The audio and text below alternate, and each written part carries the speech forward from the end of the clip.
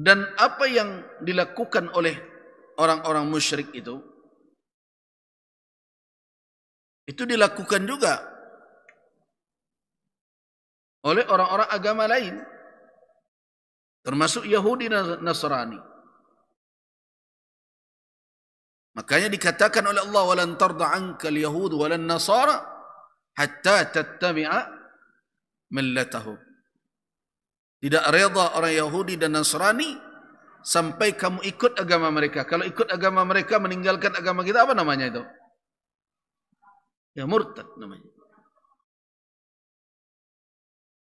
Dalam ayat lain apa kata Allah? Wadda katsirun min ahli al-kitab law yaruddunakum min ba'di imanikum kuffara.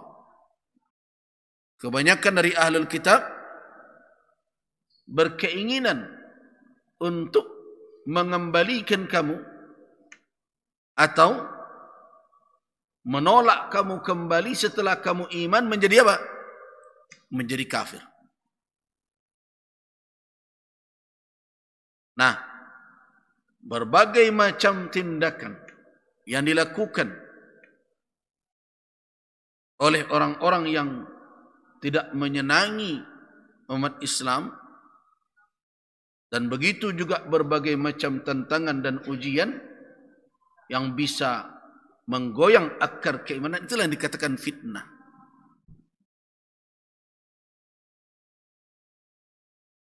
Mengapa harta anak keturunan dikatakan fitnah? Karena semua itu bisa menggoyang akidah orang. Bisa tanggal iman dibuatnya. Wanita kenapa dikatakan fitnah?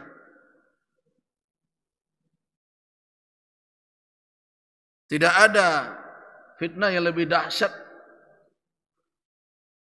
yang ku tinggalkan, kata Nabi, terhadap laki-laki melainkan wanita. Kenapa? Kan banyak contoh tangga iman laki-laki karena produksi.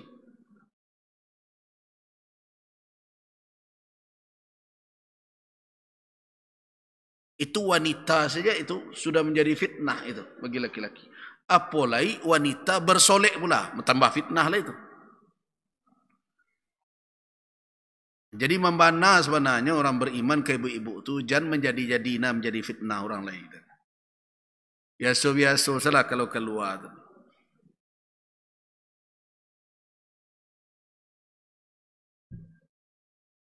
Nindak dia sudah jadi fitnah, dipoles lagi supaya menambah fitnah untuk orang.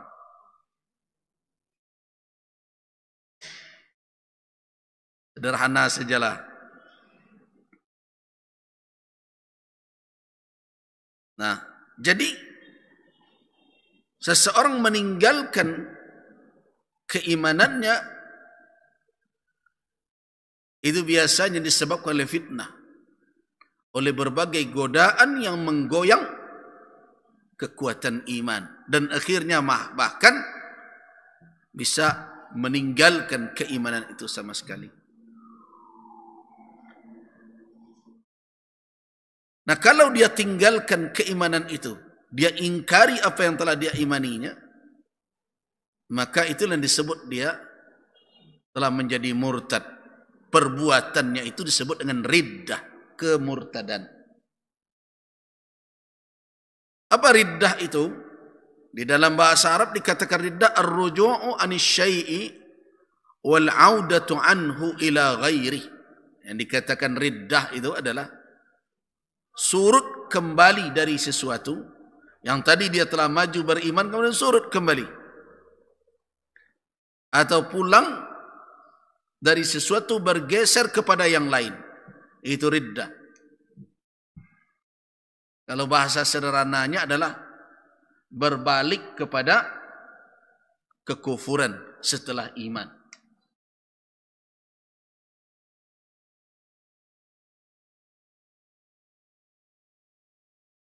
Dan riddah itu, kemurtadan itu lebih keji dibandingkan kekufuran. Afhashul kufr. Karena itu hukumannya lebih berat.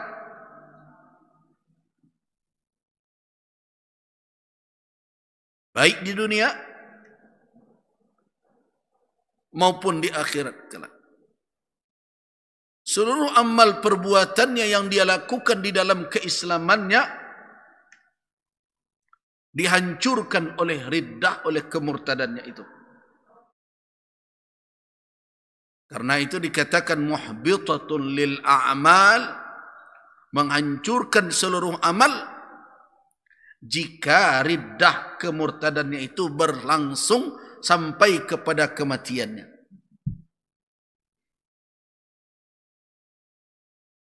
Nah, itulah yang dikatakan oleh Allah Subhanahu wa taala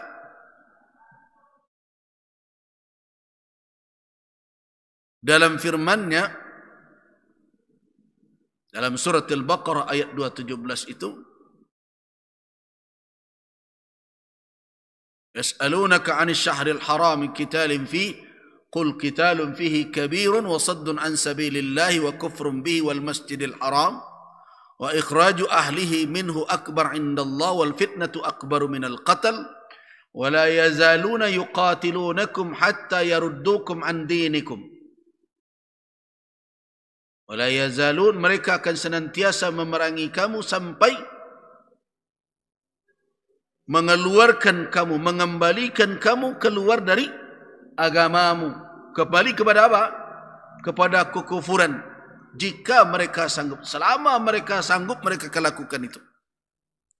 Wa may yartadid minkum an dinihi, siapa yang murtad di antara kamu dari agamanya, artinya apa? Berpindah dia tinggalkan keimanan, rujuk dia kepada kekufuran, kembali dia menjadi kafir, wa huwa kafirun, dia menjadi kafir dengan itu, fa ulaika habitat ya an dinihi fayamut wa huwa kafir.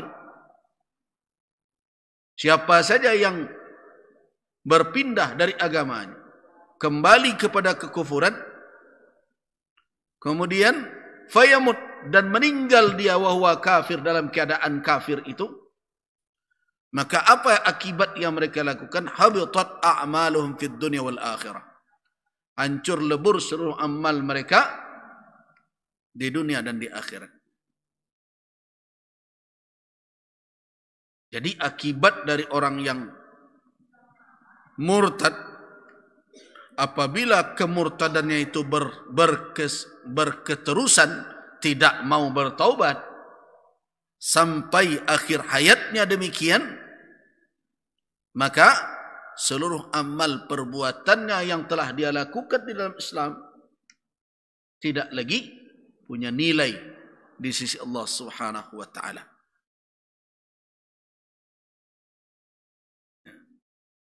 Artinya setelah matinya dia tidak akan mendapatkan apa-apa dari jerih payah amalnya. Bahkan dengan kemurtadannya itu, di saat dia murtad tersebut, itu sudah menghancurkan amal.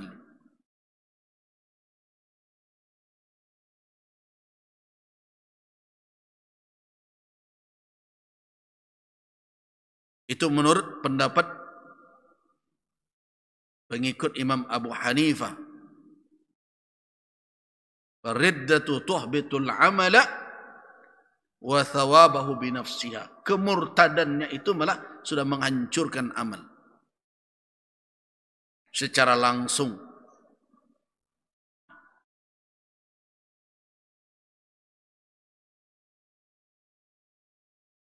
Nah, sedangkan menurut syariat, tadi kan pengertian secara bahasa, dalam istilah syar'i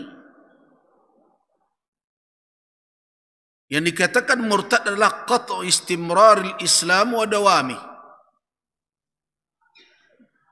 yaitu memutus keberlangsungan Islam. Ya, dia putus, dia tidak meneruskan keislaman. Wa dawami, dan dia memutus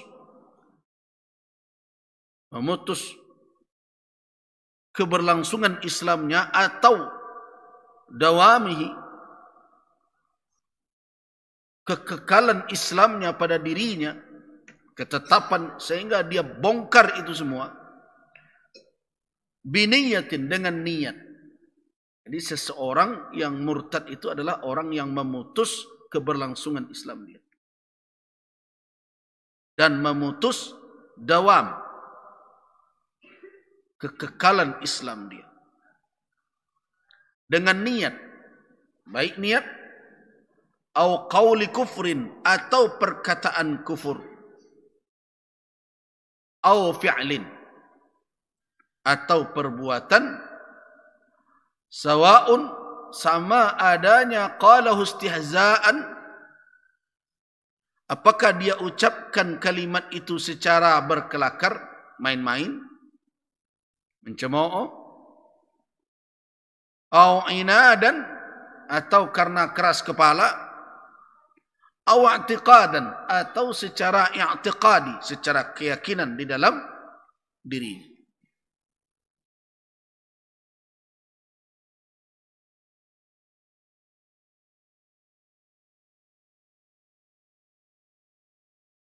Jadi perkataan yang berakibat orang menjadi murtad, perbuatan yang berakibat menjadi orang murtad, hati-hati.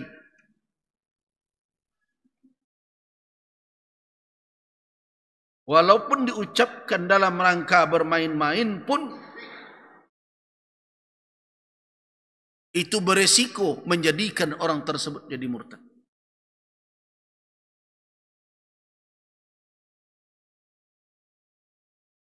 Makanya ulama memperingatkan berhati-hati dengan perkara-perkara yang ma'lum fid din bid-darurah. Perkara-perkara yang sudah diketahui, yang sudah menjadi pengetahuan umum, disepakati di dalam beragama, tanpa butuh penjelasan dari para ulama, tapi menjadi apa? Menjadi informasi yang telah umum. Jangan sekali-kali diingkari sebagai juhudan, pengingkaran. Makanya kalau kita baca fikih puasa ya, para ulama mengatakan bahwa berpuasa itu hukumnya wajib. Ijma' itu telah bersandar kepada Al-Quran dan Sunnah, dan perkara ini adalah perkara yang ma'lum, yang telah ma'lum, dimaklumi, diketahui fid din, di dalam beragama bid-darurah, secara daruri, tanpa membutuhkan usaha untuk mencari tahu apa hukumnya. Orang tahu saja hukum salat, hukum puasa wajib. Tidak ada orang menjawab hukum puasa bertanya ke buyalon, tidak ada.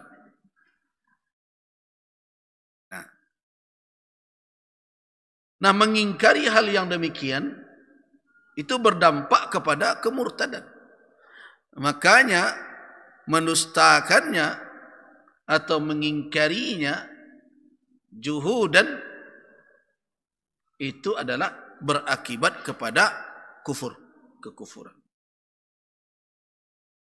Begitu juga perbuatan, walaupun itu hanya bermain-main. Jadi hati-hati.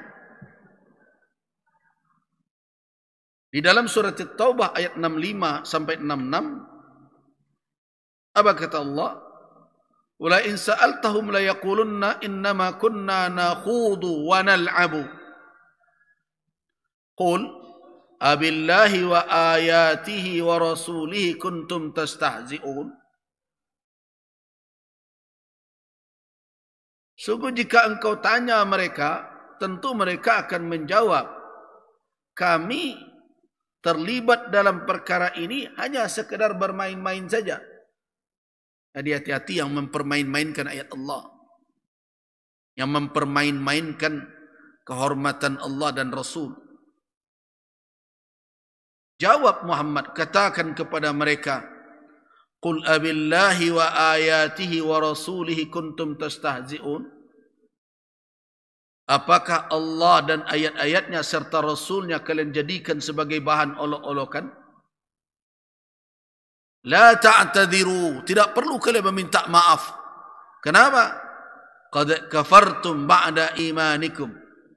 Sesungguhnya kamu telah kafir setelah iman kamu. Jadi walaupun hanya sekedar bermain-main, tapi itu mengandung istihza, mengandung olok-olok terhadap Allah, terhadap agama, terhadap Rasul, berakibat orang menjadi murtad. Jadi berhati-hati. Memperolok-olok Al-Quran.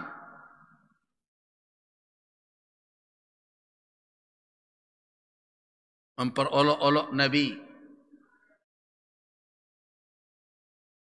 Memperolok-olok Allah. Ayat-ayat Allah.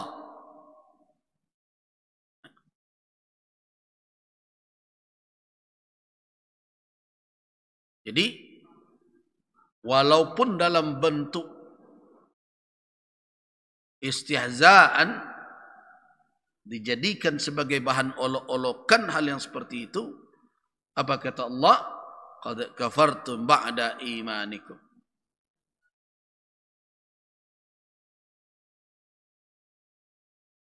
Nah, karena itu siapa saja yang menolak adanya pencipta, yang menolak adanya para rasul yang diutus oleh Allah Subhanahu wa taala, atau mendustakan para rasul, mencap mereka berbohong, mencap risalah yang mereka bawa itu bukan dari Allah, mengingkarinya, membangkang dengan petunjuknya, atau menghalalkan yang diharamkan secara ijma', seperti zina, minum khamar, atau mengharamkan yang dihalalkan dengan ijma'. Tadi menghalalkan yang diharamkan, berakibat murtad. Zina itu sepakat ulama berdasarkan kepada dalil-dalil yang pasti bahwa zina itu haram. Siapa yang menghalalkan keharamannya dengan berbagai alasan apapun,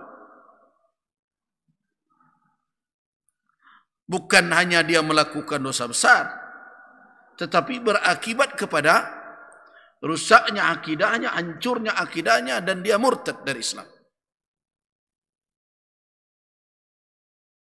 Begitu juga mengharamkan yang halal juga tidak boleh. Seperti jual beli yang halal kemudian diharamkan. Makanya berhati-hati dalam mengharam-haramkan sesuatu. Apalagi kalau perkara muamalat yang terkait dengan hubungan interaksi antar manusia. Karena hukum asalnya adalah mubah, dibolehkan.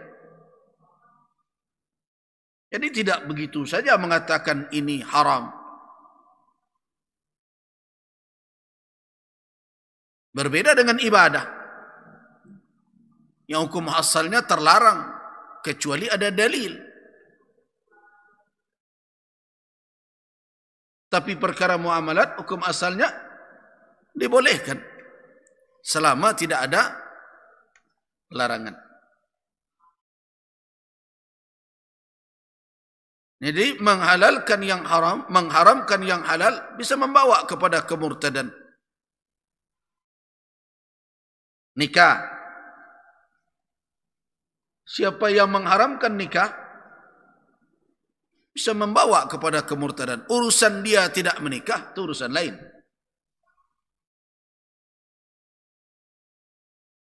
Tetapi kalau dia haramkan, siapa yang bisa mengharamkan apa yang dihalalkan oleh Allah Subhanahu wa taala?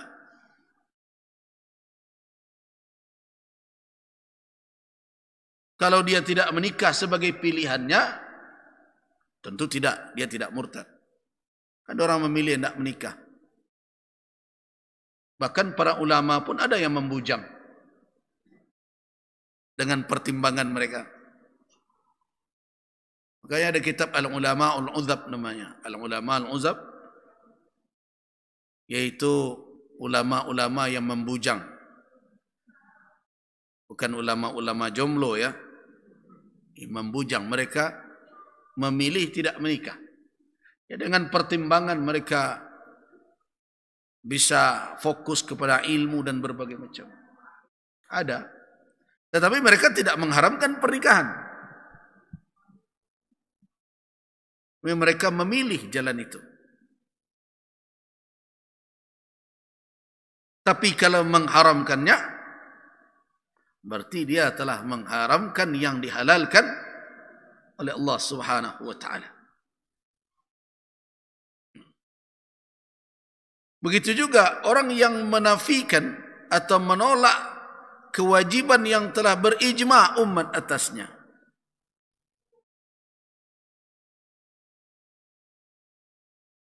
Seperti dia salat maghrib juga, tapi dia tambah 1 jadi 4.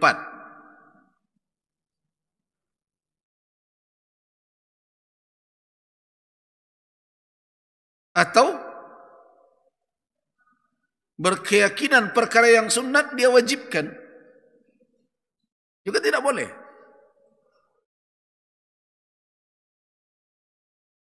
Dia mewajibkan salat duha kepada orang, tidak bisa. Kenapa?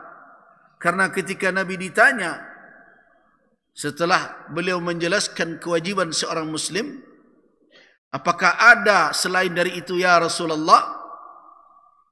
Kata Nabi, la illa an tatawwa'a.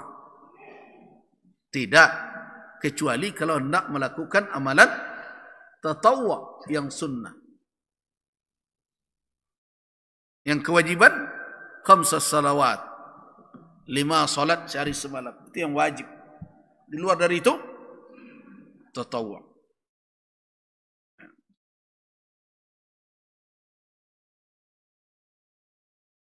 Nah, jadi